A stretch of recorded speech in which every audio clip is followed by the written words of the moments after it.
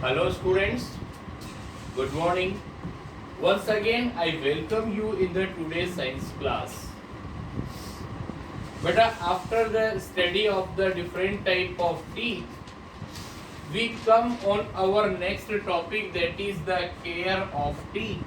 हम अपने टीथ की केयर किस प्रकार से करें कि लॉन्ग टाइम तक अच्छे से अपना काम कर सके वो. You know that everyone says clear your teeth after every meal. मतलब कि every meal अगर आप टीथ को क्लीन नहीं कर सकते हैं तो after when you are in the morning time or when you go to the bed at night time before twice a day, मतलब 2 times आपको अपने टीथ क्लियर करना चाहिए. अगर आप ऐसा नहीं करते हैं तो क्या होगा? If you will not care the teeth by brushing, cleaning them after each meal, then teeth become yellowish. तो आपको पता है टीथ के येलो कलर के होना चेंज हो जाते हैं, येलो कलर में चेंज हो जाते हैं. क्यों?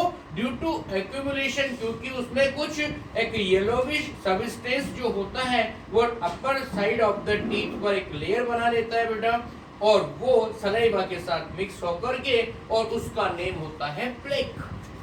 That is the plaque. क्या होता है सुनना यहाँ पर. That is the accumulation of sticky film. Accumulation, that is the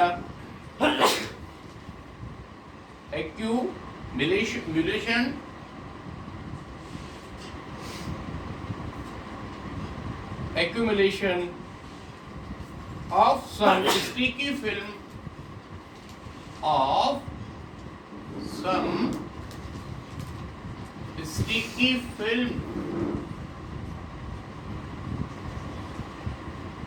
containing food particles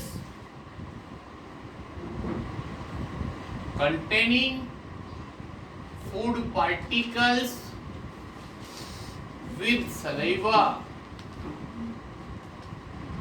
मतलब जो भी हम फूड ईट करते हैं ना, उसके कुछ पार्टिकल्स सलाइवा के साथ मिक्स होकर के और टीथ के अपर साइड पर डिपॉजिट होना शुरू कर देते हैं और टीथ का कलर जो है व्हाइट से येलोविश होना शुरू हो जाता है. वो होता है due to the formation of plaque.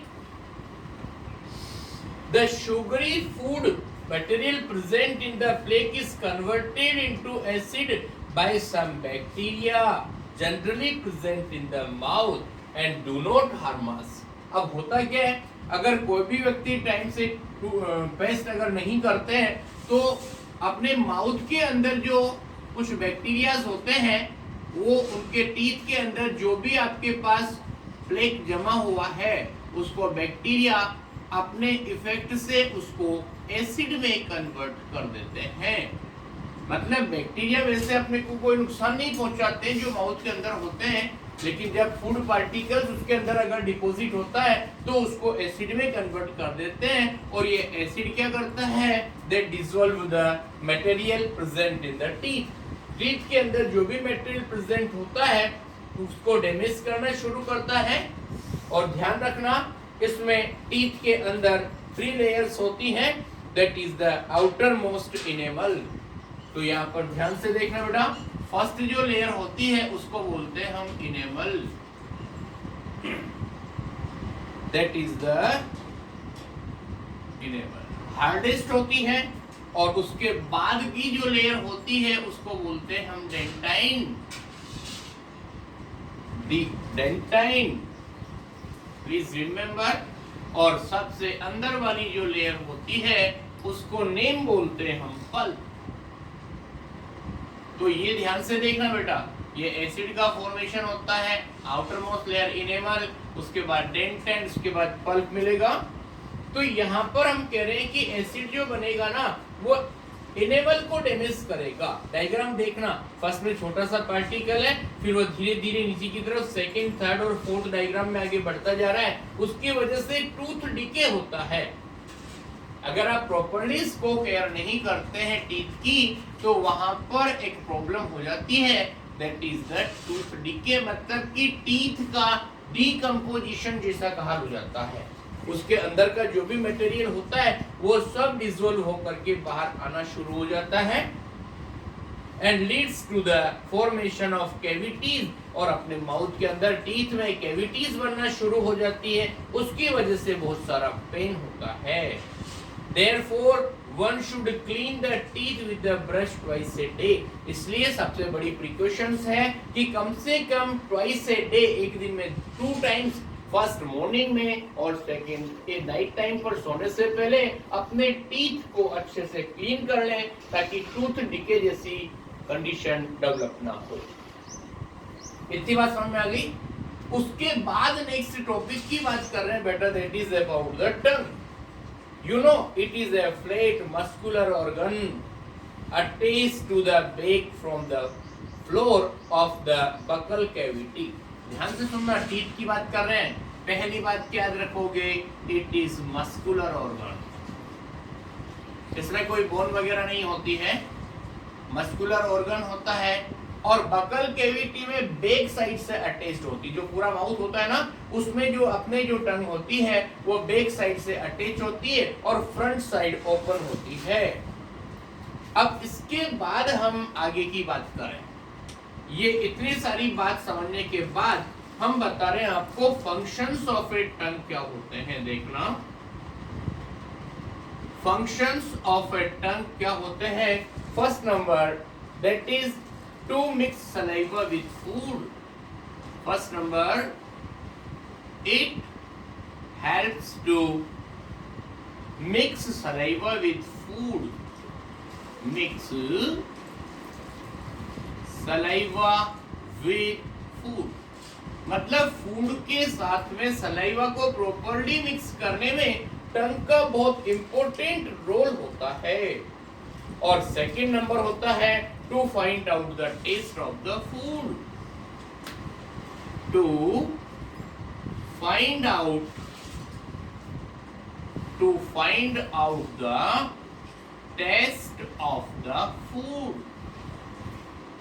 मतलब आप जो भी फूड ईट कर रहे हैं ना, उसका टेस्ट कैसा होगा, उस बात का भी आइडेंटिफिकेशन आपको टंग की वजह से होता है, क्योंकि इसके अंदर टेस्ट बड्स होती हैं। That is the taste buds. और वो टेस्ट बड्स क्या करेंगी, आपको टेस्ट का आइडेंटिफिकेशन करवाएंगी। और नेक्स्ट नंबर होता है in the swallowing the food, help in the swallowing of food. Please look, help in the swallowing of the food. अपने जो माउथ बकल कैविटी या माउथ से फूड को अंदर निगलने में भी हेल्प करती है in the swallowing of the food. और एक फोर्थ नंबर और बात बता दें आपको, हेल्प इन द स्पीकिंग और टॉकिंग। हेल्प इन स्पीकिंग और talking.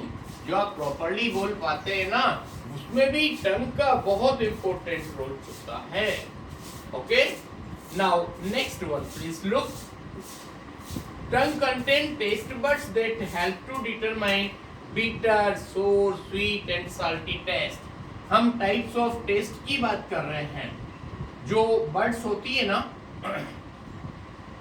Taste buds, please look.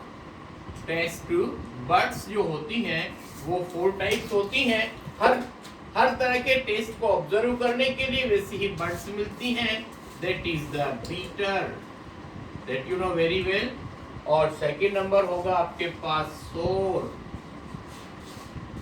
और थर्ड नंबर होगा आपके पास में that is bitter, sour, sweet, और नेक्स्ट नंबर होगा that is the salty taste. इतनी बात समझ में आ गई आपको।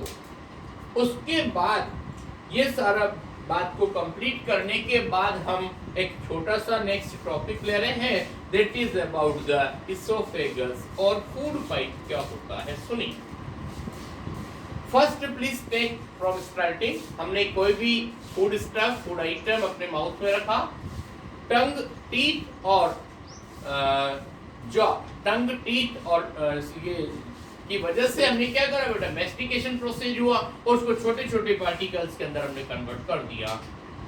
उसके बाद हम उसको टंग की हेल्प से अंदर स्वेलोविंग करते हैं, निकल लेते हैं। उसके बाद स्टोमक और माउथ दोनों के बीच में एक कनेक्टिव पाइप जैसी स्ट्रक्चर होती है, उसका नेम होता है आपके पास में इसोफेगस और फूड पाइप। इतनी बात समझ में आ गई? फूड, तो हम ये कह रहे हैं कि it is the hollow tube that connect the mouth to the stomach. Mouth से स्टोमक को ज्वाइन करने के लिए एक ट्यूब जैसी स्ट्रक्चर होती है, उसको फूड पाइप या इसोफेगस बोलते हैं। Okay, the food is pushed downward by the contraction and relaxation of the wall. तो जो भी अपने पास में जो फूड पाइप होता है उसकी वॉल्स बार बार फैलती और सिकुड़ती रहती हैं, उसकी वजह से क्या होता है, उसके अंदर का जो फूड होता है वो नीचे की तरफ खिसकता जाता है। And please remember, the wall relax and the next part of the esophagus contract and this create a wave like movement called peristalsis। तो इस तरह से एक तरह से आगे फैलना, सिकुड़ना, उससे जो भी उसके अंदर फूड होता है वो नीचे की तरफ खिसकता जाता है और यही पूरा प्रोसेस कहलाता है आपका पेरिस्टोलाइसिस। ओके, ये पेरिस्टोलाइसिस की बात रही और इसके आगे हम आपको बाद में बताएंगे। आपके पास होगा that is the sorry 1 minute एक टॉपिक छूटा और बेटा आज के लिए, that is the salivary gland. Salivary gland क्या होती है सुनना। सैलिवरी ग्लैंड, सैलिवरी ग्लैंड में क्या होता है देखना ध्यान से। यहां पर लिखा है salivary gland secret A digestive juice that is known as saliva। इसका जो लिक्विड सीक्रेट होता है उसका नेम होता है सलाइवा और वो उसके अंदर एक एंजाइम होता है उसका नेम होता है एमाइलेज, दैट इज एमाइलेज। वो एमाइलेज एंजाइम क्या करेगा, break down the starch into sugar. वो स्टार्च को शुगर के अंदर कन्वर्ट कर लेगा। जो भी अपने फूड में स्टार्च होगा ना उसको शुगर के अंदर कन्वर्ट करने का काम करेगा कौन, सलाइवा। तो ये फंक्शन होता है अपना सैलिवरी ग्लैंड का। Okay, this is enough for today, thank you very much.